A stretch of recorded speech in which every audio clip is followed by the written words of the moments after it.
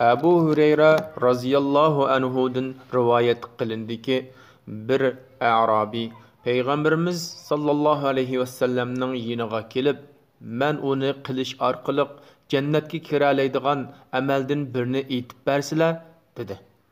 Payg'ambarimiz Muhammad sallallohu alayhi vasallam Allohga hech narsani shirk keltirmay ibodat qil. Farz namozni o'qi. Farz zakotni ber. Ramazan ro'zasini tutqin dedi. U odam jinim ilikida bo'lgan zot Alloh bilan qasamki, buningdan oshirvatmayman dedi. U odam orqaga burilib ketgandan keyin payg'ambar alayhissalom agar birovni jannat ahlidan biraylarga qarash xushal qilsa, mushu odamga qarasin dedi. Buxoriy va Muslim to'plagan.